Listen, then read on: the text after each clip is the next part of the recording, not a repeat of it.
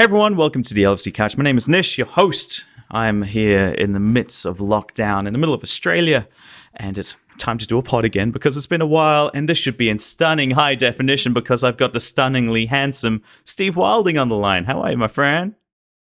I'm very good. Amongst all the madness that's currently going on in the world, I think I've got some sanity over here and enjoying life at the moment. Good to hear. Good to see you're in your $1 million home as well in the midst of the Gold Coast of Australia. Bloody hell, man. You're looking like $1 billion. I feel like it. Nah, it's good to hear, mate. As most people know around the world, Sydney's house prices are completely absurd, and Stevie decided to fulfill the every Englishman's dream of moving to Australia and living the lifestyle. And good to see you've made that jump and made that choice, and you're now up the coast. And mate, you're looking fantastic, I have to say. And loving it up here. It's nice to have a bit of space and not be fearing where all the money's going to come from by the Sydney prices, because I could probably afford a shed. Yeah, it's a bit weird, isn't it? No, it's all good. Yeah, I'm so happy for you, mate. Got to say, it's so good to see your family doing so well. So, man, it's weird times. If a virus isn't killing us, then the police and protesters and all kinds of things are going nuts around the world. But there is one shining light, is that football is officially coming back June 17th in the UK. Starting off, I think, with Man City versus Arsenal, which, if Arsenal beat Man City, I think we just have to beat Everton and we're done, I believe. Am I got the calculations right? Yeah, if they draw, I think if they drop points, if we go and beat Everton, then that is the league done and dusted. Christ almighty. Which is nice. That is scary, isn't it? Just come so long and got so far.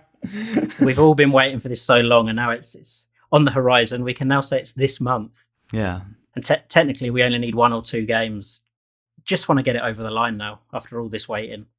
I've got to say, it's been like we have done this season in the most Liverpool possible way. It's been all this time, and you would think, oh yeah, look, unless the whole world gets smashed by some pandemic, Liverpool are definitely going to win the league, and we nearly had that as well. So if we're trying to make light of a terrible situation, trying to have a bit of a smile, because that's all we can do at this point, but things are on the way back, my friend. It's very exciting. Come early July, or even before July, we could be finally crowned champions. Can you believe that? How good does that sound? I know, it's mad. Oh, God. Well, the news headlines, I'll bring them out, rattle them off pretty quickly, is that officially, we already knew this, but officially Nike and New Balance and Liverpool have come to an agreement that the Nike contract will take effect on August 1st. Secondly, it seems like the Premier League have decided that the Liverpool-based police will be able to handle the Liverpool games, and so there's a high likelihood the games will be played at places like Goodison and Anfield, etc. So that's also very, very good news, based on the utter hypocrisy we're seeing, but we can dive into that. And thirdly, it seems like there's a potential that the FA may ask the clubs for approval to play FIFA crowd sounds through the stadium speakers.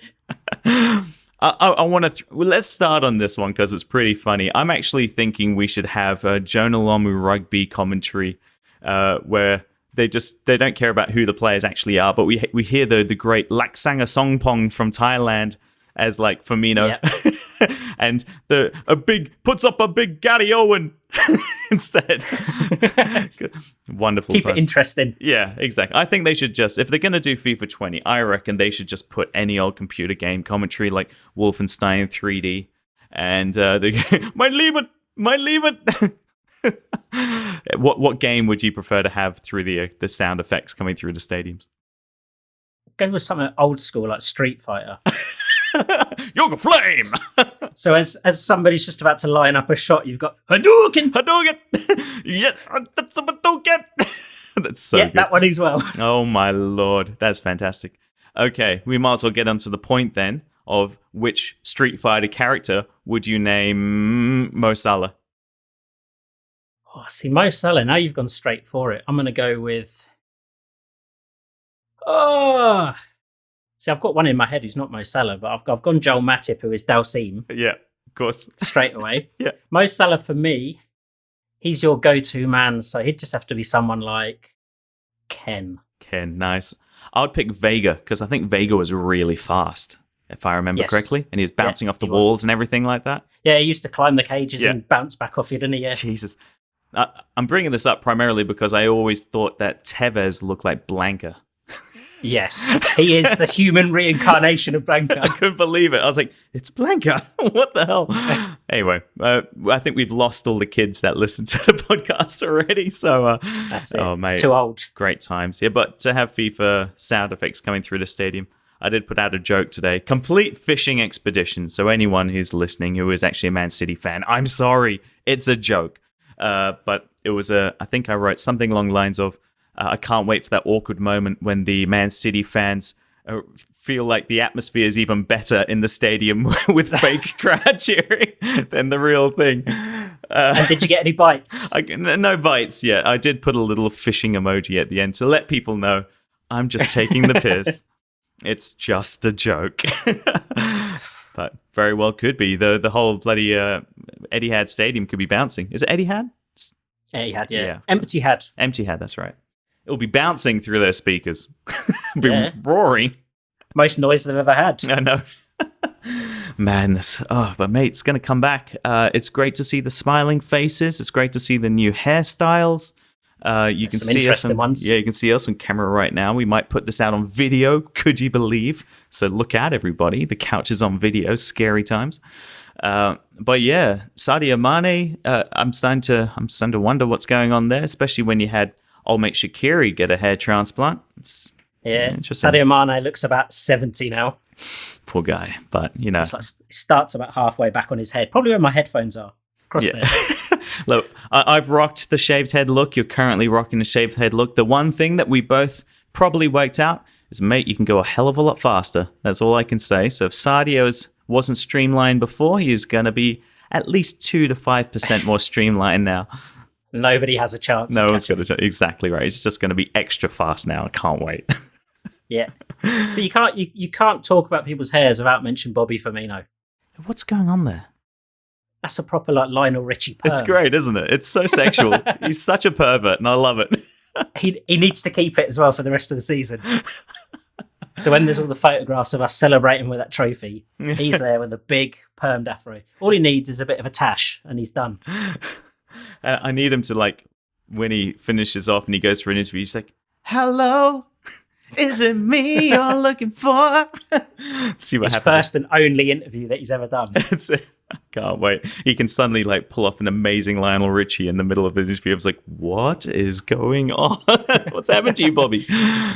So good. That's great. So to see them back, see them happy. Old mate Lovren is on Twitter and he's hilarious. He's actually brilliant. Yeah. He's really funny. He's taken the James Milner handbook of how to be popular on social media. He's moved over from Instagram and he's just taken the piss the whole time and you know, ripping the shit out of fellow players and stuff. It's just great to see. So he left social media. He left Twitter specifically, should I say, a couple of years back, just from abuse and all the bullshit. So I'm glad to see him back. And let's hope that our fans have a little bit more class this time around. But I'm not holding my breath, unfortunately. So we will see how long that lasts. Let's pray. Let us pray. Okay. Did you see his interesting tweet yesterday, I think it was, though, where he retweeted his statements after the 2018 Champions League final? About being... We just lost to Real Madrid, and then and I think he either did it in an interview or it was a tweet back then, and he said that it hurts a lot, but I promise you we'll come back stronger. And we'll go even further next year. And then he's retweeted it yesterday saying, "Don't make promises unless you can back them up." Ooh, what a badass. I love this. He's so cool. Sorry, no matter what you think about Lovren's footballing ability, which I personally think he is actually an extremely good footballer. He obviously is a very, very good footballer. If you love the club that much and you want to back it up with statements like that and you do it to better Liverpool Football Club, then you've got my backing all day long. Yeah, I don't 100%. care. So Love it, love it, love it, love it, love it. So thanks, Degsy, for coming back, and let's pray you stick around and our fans aren't too bad this time around. Okay, the next headline. I've completely forgotten the three that I mentioned. Do you remember what they were? So the three was the kit. Done the stadium one. The kit deal. Yep. Should we go straight into the kit then? Go straight to the kit. Okay. Now, we've seen what looks to be legitimate first team kits, which has divided opinion. I personally think it's great. I really like the green even. I like it. We've obviously had our personal discussions in the LFC Couch WhatsApp group. Yeah. Initially, I liked it, but I had a bit of an issue with the back of the collar. I didn't understand why they had the crossover at the back because it looked like it was a bit backwards. I can see past that now, and the more I see that kit, I really like it. And it's a shout back to the sort of early 90s Adidas equipment kits that we had with Fowler in it, had the red, white and green collars. So I really like it, and looking forward to getting it with the Premier League champions badges on. Oh, goddamn, it's so good to see. No, I can't wait. Do you think, will they release ones with the World Champions tag on it as well? I guess they will, but we're not going to be able to wear the World Champions badge in the league, are we? Because they've got that stupid rule. Yeah. We were allowed to wear it. We wore it for I think it was the Wolves game. We were given special permission for one game only, which is ridiculous. Yeah. So they're going to release versions of it with that on, I guess, because we'll wear it in the Champions League. Yeah. And FA Cup, it will be allowed on the shirt, but there's a lot of people showing versions of the kit and they've got Premier League winners badges on and World Club Championship badges on, and it's like, well, we won't ever have that on the kit. Yeah. We should just be allowed to have just do whatever. Premier League champions. Yeah. Just have everything. Premier League champions on one sleeve. Yeah. The 6 times Champions League badge on the other. Yeah. And then World Club Championship in the middle. Yeah.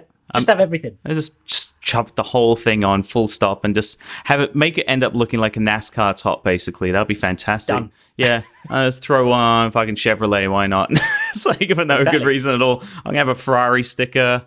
I'm going to have an actual Jaguar jumping off the shoulder. Yeah, just chuck it. Who cares? Every player's date of birth at weight, everything like inside leg measurement, all on the shirt. Interesting question. Now, you have to pick it from a corporate brand. Who, if Standard Chartered did leave, just because you like the brand or you like the logo, who would you like to have on the front a Liverpool shirt if you had to choose one? Obviously, we'd all prefer to not have a corporate brand on the front. But if you had to, I know you got Candy on right now, which looks beautiful. See, that's it. I'm hooked to the old ones. If Candy was still possible, I'd love it. Not possible. It has to be a today brand. If Carlsberg was possible, I'd still take that. Oh, it's beautiful, isn't it? I do like the old Carlsberg sponsors. But going aside from that, has to be new. That's difficult. Yeah. Because all the top brands you think of are like Apple and fucking Starbucks. Something just popped into my head, and immediately I'm going to say no to that because Chelsea had it. I don't know why Samsung popped into my head, but then Chelsea had that, so I don't want that. Yeah. So let's just go. It's a weird thing. And you couldn't have Apple because then they'd literally just have the Apple logo, wouldn't they? I know. And I think that would look strange in the middle because that'd be similar to when Man United had Vodafone. They just had the big Vodafone logo in the middle. So I like something that's written. Don't even like the Vodafone logo as well. It just looks crap.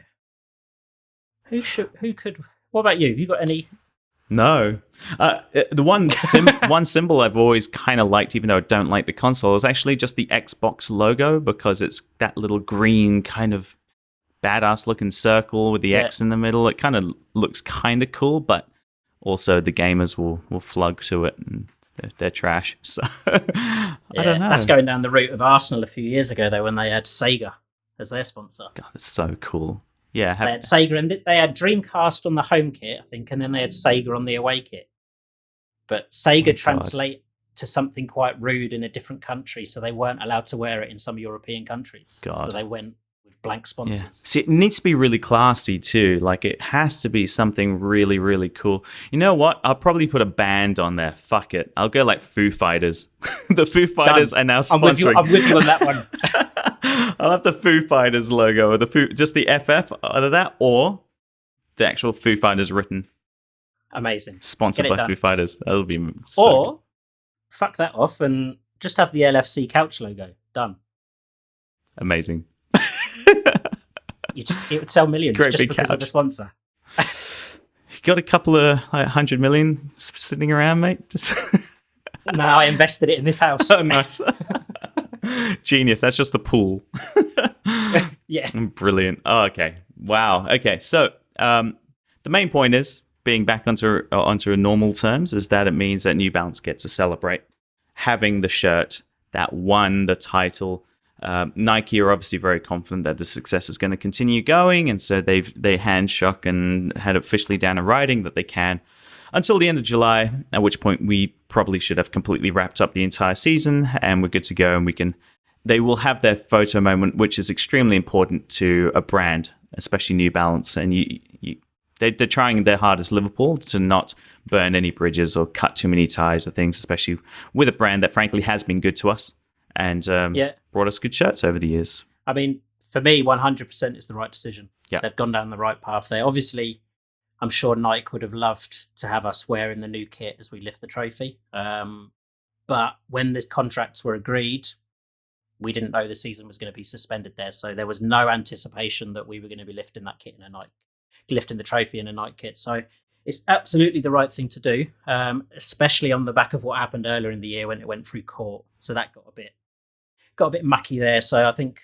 all round the club's done well, and I think fair play to Nike to just saying, nah, we'll let New Balance have their moment, and then we carry on next season. Yeah, exactly. And Nike will be able to promote it as the current Premier League champions, as opposed to the kit we won when we lifted it. Yeah. But what a way for New Balance to go out. Oh, for sure.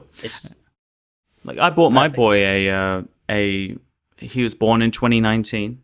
His name is Dylan. I got Dylan 19 on the back. And that shirt will be the shirt that Liverpool won the title the first time in 30 years. It's got 19 on the back, which means it is also the 19th title as well. So it's one of those special things that I think my son will hold very dear to him for his whole life as well. I hope he does anyway, unless he becomes a mank or something. At which point he will no longer be my son.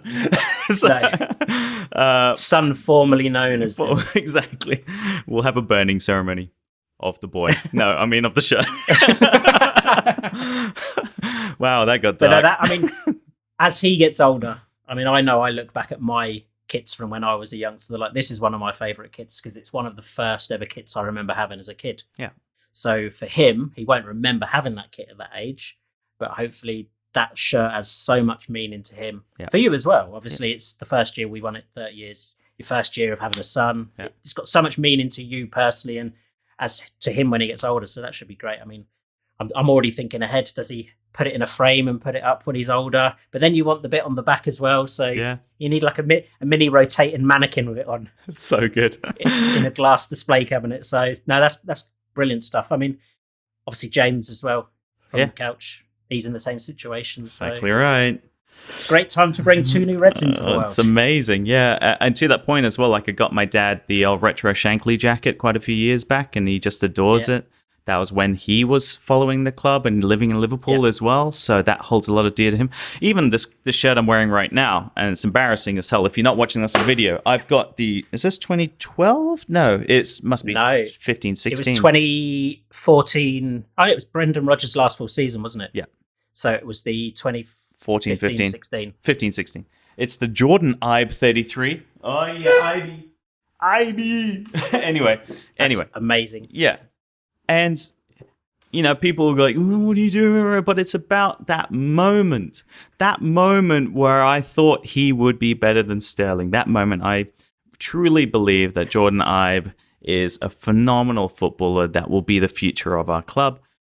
Doesn't matter that it didn't work out. It doesn't matter one bit at all if I have egg on my face, whatever. But at that exact moment when I was believing in my academy players and believing in the youngsters and loving what we were producing at the time, despite us having shitty results, I'll always hold that more dear than anything else, to be honest. Yeah, and having players come through, that always gives you that hope, doesn't it? And you weren't alone. There was a lot of, we mentioned it just before we started recording, so many Liverpool fans were in this mentality that we were annoyed that we lost Raheem Sterling, but we got 50 million for him. So we're like, okay, we've got 50 million in the bank. And we've got Jordan Ibe coming through, who we think is going to be a better version. Yep. Didn't happen, but it gave us that little... It sugar-coated what was not a good time, because that whole transfer dealing was crap as well, the way Sterling was playing hardball and doing interviews at BBC at the time. Yeah. So maybe it was just a reactionary thing that a lot of Liverpool fans did, but Jordan Ibe showed that promise back then. He looked like he was going to be a talent, and for whatever reason, he's never lived up to it from then. And I think he's being released by Bournemouth, isn't he? Yeah. I don't think they're not renewing his contract, so be interesting to see where he turns up. I don't know if he's got sort of attitude problems or there's just something not right there. I don't know, because he has all the talent. Yeah. He just hasn't lived up to it. Maybe he needs to be under a different system. I like Eddie Howe, but maybe it's just not working for him. I don't know. He looks like the perfect Bournemouth player. Just like Solanke, these guys, but they just don't seem to live up to it. Brad Smith, wasn't he gone to Bournemouth as well? Yeah, so we did Brad Smith, Solanke, Jordan Ibe. Was that it? That was did it. They only take 3? Yeah. But we did well out of that. We got some good money. We got out about of them. 30, 40 mil out of that. Sorry. And they've all done nothing. I think Ibe had a couple of good seasons for them, but oh dear, has never stepped up. And I mean, Solanke, what's he done? Not much. He's getting there. Is he still there? No. He must be. No? He is still there, but he's not there. He's not there where he needs to be there. It's like one of them cardboard cutouts that you're seeing in the stadiums around the world at the moment.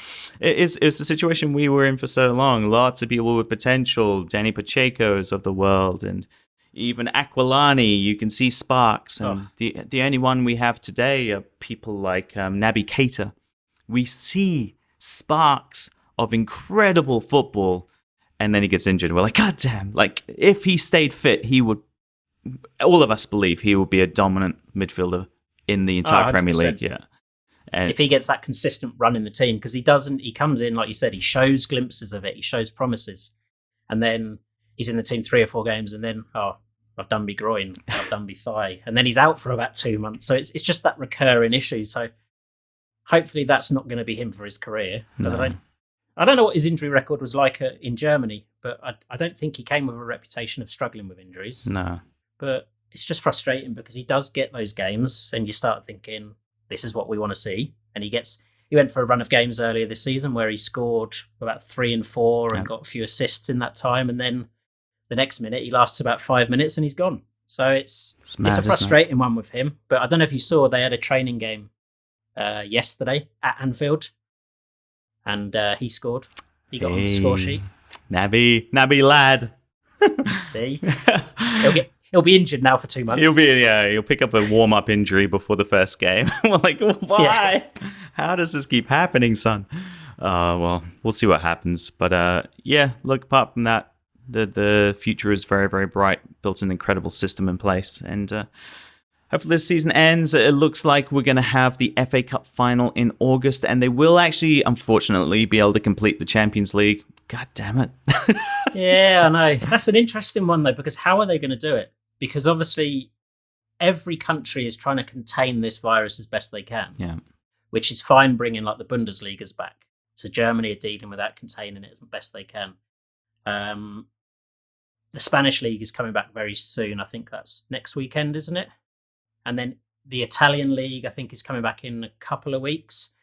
The Premier League's coming back on the 17th sort of thing. So they've all got their own country bringing it back and confining it and doing that. But when you start talking about the Champions League, you've got teams from Spain. You've got teams from, I don't even know if there are any Italian teams left in it. You've got the English teams. You've got Spanish. You've got all these different teams coming together.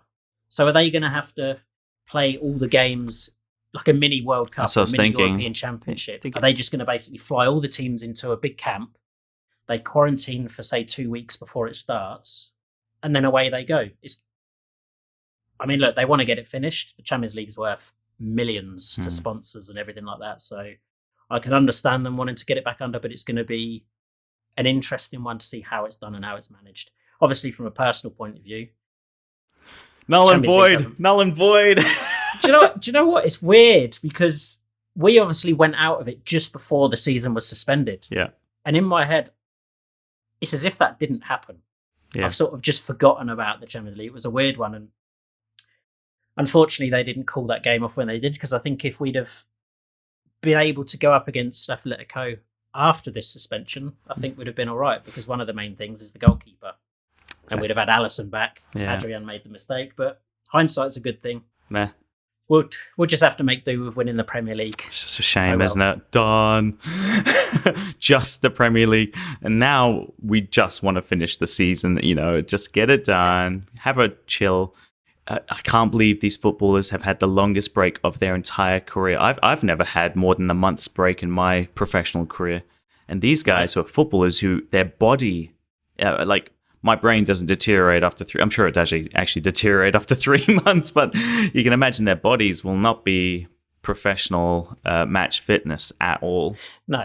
And I did say again, there was that game at Anfield yesterday that Gini Wijnaldum didn't play, because if anyone has any slight pull or strain, they're not even taking any risks, because Pep Linders was saying they've been pushing them hard this week. This is their first week back doing contact training. He said they've been pushed hard. So any slight sign of an injury, they're pulling them straight out. So I'm surprised Keita did play, as we went on about earlier, because he's obviously always got a niggle somewhere. But we've spoke about it before, I think, on the last pod we did. The standard of football in those first few games could be atrocious. I've just got images of people trying to control in it, and it'll be bouncing off their shin about 40 metres in front of them. I don't know if you remember it years ago. It was Momo Sissoko playing against Man United, and he'd just come back after having he had the eye problem and he was wearing the glasses, and there was one moment where the ball came back to him, and he's admitted since then that he still had problems with his sight, and there was one moment the ball came out of the sky and everyone was expecting him to control it, and all he did is he just levered it and it went about 100 yards bolt upright in the sky. And we were in the pub at the time watching it, and we were all like, what just happened? Wonderful. I love that stuff. So it will be interesting to see the standard when we get back in. Obviously, first game up for us is Everton, so that'll be an interesting one. Oh, definitely. And Goodison is a ferocious place to go to when there's fans. When there's crowd there, yeah. Without the Goodison crowd, I don't think they've got much to back themselves up on. So it could be disastrous for poor little Everton. It's I know the players will get up for it, but they need the fan. You always need the fans to get up for it. For something like that, yeah. Having the crowd, for us, if the crowd's on our back against the opposition fans, then that has an effect on you. So to have that home support and a Merseyside derby, like you said, Goodison can be a tricky place. We went there last year needing a win, and it was quite a good atmosphere. It ended up being a boring 0-0 draw, but I think behind closed doors, there's nothing to fear there at all. No. We shouldn't fear anyone anyway, but the fact that we're going to these, we've still got to go to play Man City away, you've still got to play Everton away, you've still got to play Arsenal away. They hold no fear whatsoever anyway, but without their crowd as well, doesn't matter where we're playing, to be honest. It's only except Man City. It's only true. They're used to it. They'll be loving it. It's all about what's on the pitch at Man City. It's definitely not any crowd interaction. Yeah. I mean, the only thing you're going to get is the familiarity of the size of the pitch, because every Premier League pitch is slightly different in length and width. So that's the only thing that's going to play into your hands. But they're all professionals. They should be able to adjust to a size of pitch fairly quickly. Exactly. Do you think weather's going to play a part? Being June, should be summertime over there. I know England's summer's not exactly summer, not like the Australian summers that we have. They'll get it. They'll probably they've had it quite good the last few weeks, apparently. So by the time summer, in inverted commas, for those who can't see me, starts, it'll probably be 15 degrees and raining and stuff like that. Typical English summer. But they just put they should just stick some cricket nets out before the game starts just to get some rainfall. Because isn't that the curse? Just announce that Wimbledon's going to start as well. Yeah. And then there's guaranteed rain. Rain everywhere. We've got it sorted, boys. No need to water the grass. We know what to do. Yeah. Just get a big megaphone out in the stadium. Yeah. Announce the start of Wimbledon. And the heavens open. All done. Awesome. Okay.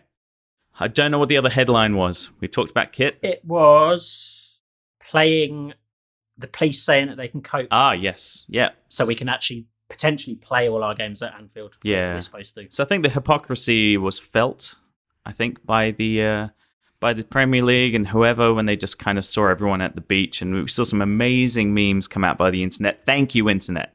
Sometimes you do good. It's been brilliant. During these strange and difficult times. Yeah. Some of the memes that come out and everything on the internet has been brilliant. You know, people are sat at home and have been furloughed and stuff like that, and not working or working from home, because the amount of pictures I'm getting sent through on my WhatsApp group chats of just funny things. It's just brilliant. They have started to slow down now, though. Yeah. It's been absolutely brilliant. Yeah, what was the name of that beach that all the people are at, which has that gigantic rock to the side of it and people are jumping off it in England? And there was just loads of people at this one particular beach in England over the weekend. Not sure. I did see all the picture of the queues, like people literally queuing up just to get on the beach. Okay. This is one particular beach. I'll try and find the image, but I probably won't in time. But some guy just basically put Anfield Stadium in the water and then put the caption of, look at all those football fans, going against the rules and stuff. So told you this would happen, etc., etc. Basically to point out to the world that, that don't put all the fingers down on football fans about this. It just seems to be a very common stupidity thing that people will. Don't look at Liverpool, people of Liverpool especially, as the ones who would do it the worst. More people have put up images of how Liverpool is something like 16th in regards to football-related arrests. So that just, again, goes to show we are not the troublemakers, the fan troublemakers. No. Look at other clubs when you're looking at that, but for us, it's not close. Here it is. I found it. Well, look at these football supporters congregating around Anfield. Looks like the authorities got it right. And if you're seeing this on the image, I'll stick it up on my webcam. Someone just put Anfield Stadium in the middle. Yes, look at that. It is quality. Oh, that's Durdle Door. Durdle Door? Okay. That's what that archway's called. They call it Durdle Door. Durdle Door. Went there on a geography A-level field trip. It's down in Dorset. Nice. Do you ever look at English place names and just go, Durdle Door? Was someone drunk at the time? I look at many English place names. There's one, even street names. There's one not far away from where I grew up and not far from where Rich grew up or is now, because it's in Northamptonshire. Oh, nice. And there is a street called Bellend. I'd love to write that on my address. It's amazing. Number 1 Bellend. Yeah. I always thought, like, if say you'd been on a night out and you go to get in a cab at the end of the night, yeah, and they're like, "Oh, where are you going?" "Oh, just take me to Bellend, please." The taxi driver would be like, "You having a laugh?" Yeah. Sounds to me like you're already there, mate. Yeah. So it's a weird one, but there are some strange, like, Cockfosters and stuff like that. It's all strange names. They didn't think about the future meaning of those names. Clearly, those silly bastards. All good. Okay, so we've got a couple of weeks left until this starts up again. It seems like two weeks from today, almost. So Man City's first game's the 17th, isn't it? So yeah, 2 weeks tomorrow. That is crazy. There's some really big games. I'm super excited about what's going on. Before we go, Timo Werner, because obviously there is a lot of transfer speculation going on about him. He again scored a quality goal this morning, assisted by Peter Galassi, ex-Liverpool player, of course. It just looked like the atypical Alisson to Salah style goal, but it was Peter Galassi to Timo Werner. Can you imagine Timo Werner, Mo Salah, and Sadio Mane chasing after a long ball from Alisson to win a game? Teams would just be shit scared. Lights out! Lights out! It's unfair. There's been a lot of talk that we're not going to go ahead with the deal because, obviously, with the virus, teams have been affected financially. Yeah. But if they can get the price lowered, because I think that's what Liverpool are trying to do, they're trying to lower the asking price so they can actually get him. If we can get that one over the line, that's exciting stuff. That is superb. There's a lot of talk about Kai Havertz, but do you see any chance of going for Kai Havertz and Timo Werner? Do you have a preference between the two? I can't see us going for both, purely because of the situation. Obviously, teams have lost a lot of money in this time. And you're going to introduce two players like that at the same time. So I think if we're going to do anything, we'll get one of them. If I had any preference, it would be Timo Werner, but that is only because of what I know about him. I know more about him than I do about Kai Havertz. I've heard a lot about Kai Havertz. I've seen a lot of stuff on the internet, but El Hadji Diouf looked good on YouTube. So yeah, I know, crazy. And then there's like Jadon Sancho apparently going to Man United and stuff. Yeah, I think we were being talked about links with him, but that one's gone, isn't it? I think he's the gist is I think he's going to United, which is a strange one for me because he's a Man City fan. He could dictate where he goes. He's such a talent, and he could go anywhere in Europe. I think most teams would want him. I highly doubt he would go to Man United. What a step down that would be. Yeah, but apparently that is what is happening. But we'll see. Remains to be seen. Very soon. When Man United will probably just throw stupid money in wages wise. Yeah, it would be July 1? Is that when it kicks off? Transfer window? I thought it was June. So it's normally July, isn't it? Oh no, it is June because the contracts end at the end of June, don't they? Okay, so July 1. So you can start negotiating July 1, but obviously that's different now. I don't know what they're going to do. Is that your dog? It is. I'm going to go and open the door. 2 seconds. Yeah. Poor thing. You hear a dog whinging in the background. Oh, so cute. Yay. Is the dog in the room now? No, he was in the room. Oh, okay. My wife and daughter were out. Yeah. And I shut him in here with me because I thought he might come and scratch at the door. And now they've got back. Yeah, he wants to go see them. Yeah. He wants to go and see them. So, so I'm done with you. That backfired. Makes sense. He's had enough. All good. Good to hear, man. I don't think there's much else to talk about unless you have other topics you'd like to discuss. No, I think you've sort of nailed everything there. That is what is going on in the world with regards to Liverpool at the moment. I also did want to. I don't know if you've seen it again. It's related to that game that they had yesterday. All the players are posting that photo where they had round the centre circle. Yeah. And with this sort of Black Lives Matter and unity is strength. So it's good to see that all the players are getting involved in it and backing what is absolute madness in America. Yeah. We could do a whole other pod on that completely, so I won't go into detail about it. Yeah. But no, I think it's good what you're seeing from the likes of Liverpool and even some of the players at other clubs doing it. But that was quite a good image of seeing them all round on the centre circle, all on one knee. Yeah. Because I mean, it's just ridiculous what has happened, and things need to change. It's just so mad how vilified going down on one knee was 2 years ago, and how that was disgraceful behaviour by certain people in the world. And as I said, let's not get into it because we could be here all day. but to see now that it is now seen as the positive stance to take, because the worst case scenario is happening right now. People are going, well, peaceful protest didn't work, so let's go violent protest and let's hope that someone listens. Now people are listening, and then people are going, oh, peaceful protest, that's the best way to do it right now. You should be kneeling. Because we'd rather you kneel than burn down the entire bloody country. You went, well, maybe if you listened the first time round, the second thing wouldn't happen. So anyway, we have all our personal opinions, and this is probably not the best forum. So the best thing to say right now is let's hope the good result comes out of this, and what people want happens with as few injuries and deaths as possible. And we'll just leave it at that. Steve, thank you so much for jumping back on the couch. It's always a pleasure. See your beautiful face one more time back on the couch. Thank you, everyone out there, for listening. And if you're watching this as well on YouTube or wherever we find to post it, I think I've lost my password for the LFC Couch YouTube channel. So this may be episode number 1 of a new and improved LFC Couch YouTube channel. So please give it a like. Please give it a subscribe. Share it around with your friends. If you enjoyed this, let us know. It's always appreciated. And on that note, have a very good day and night. Stay safe, wash your hands, and good night.